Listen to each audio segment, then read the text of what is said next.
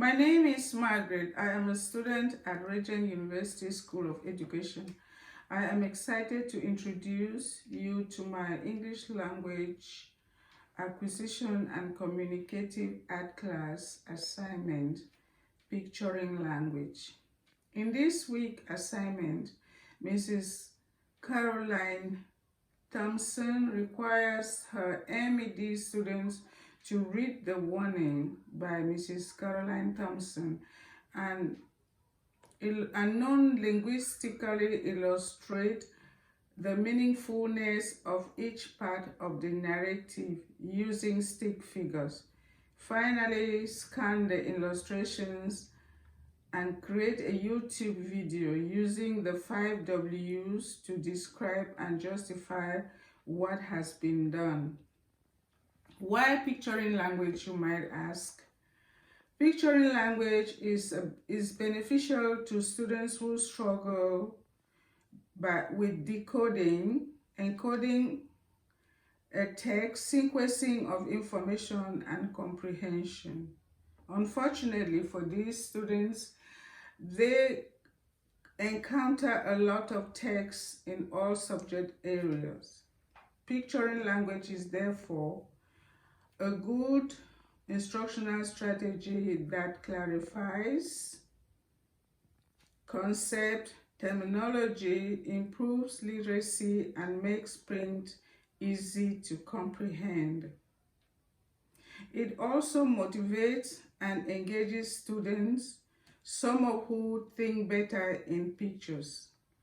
As we know, a picture catches the eye and draws attention better than a block of text, which sometimes conceals the nuances of information. According to Zunzi, what I hear, I forget. What I see, I remember. And what I do, I understand. This is so true with picturing language. Before I get into describing my 6 frames, it is important to note that I usually pre-teach vocabulary that is crucial to understanding the story. Words like ducking, which has multiple meanings. I illustrate them on the board or I project them on the board. Then I put them on the word wall so that students can copy the words down in their personal dictionary. And as you know, frequent use of these words help the students to develop their vocabulary and increases their... I introduce the characters, that is, those who are acting in the story. These are Ronnie, the guide, the secretary, and Mr. Burns himself. Also, I tell the student the actions, what is happening between the characters.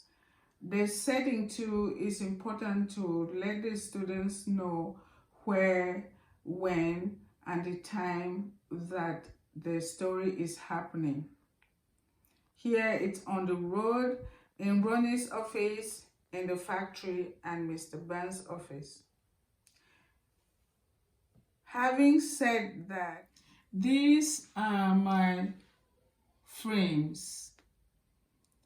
I have chosen these frames because they non-linguistically tell the complete story without leaving out important details and without putting in too many petty details.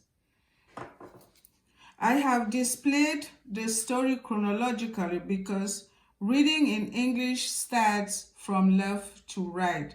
So the students get the notion of before, after, beginning, middle, and end in the development of the event. Frame number 1, we meet Ronnie with his smiling face driving towards this sign with the aeroplane on it saying exit to airplane factory. So now we know Ronnie works in the airplane factory. On arriving his office, Ronnie drops his keys on the table, and to his greatest surprise, he sees a letter from Mr. Burns asking him to see him immediately. Ronnie is surprised. Look at the thought bubble. He doesn't know why Mr. Burns wants to see him. Next, number 3, we see Ronnie here with the woman, Mr. Burns' secretary. She is asking Ronnie, "May I help you?" Ronnie says, "My name is Ronnie Baker. Mr. Burns wants to see me." The secretary then tells Ronnie, "Go and sit over there." That brings us to frame number 4.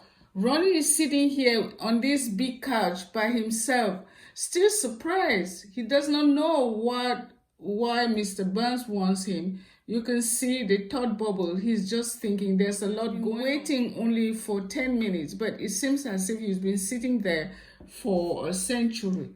You can see tension is building up in Ronnie's mind. Number 5 is like the climax on the story arc.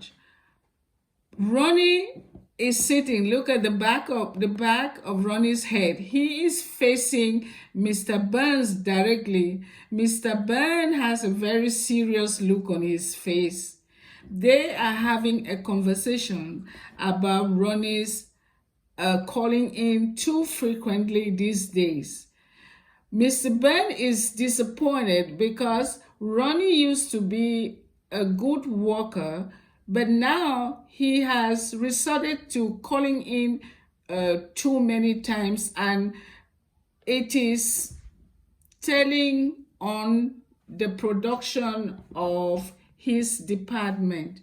Ronnie says he is sorry about it and he will do something about his absenteeism. Number 6 is the solution of the story. Mr. Burns hands over the warning letter to Ronnie. You can see Ronnie stretching out his hand to get this letter with a kind of sad look on his face. This is the end of my picturing language. Hope you enjoy it. Please do not forget to subscribe and like it.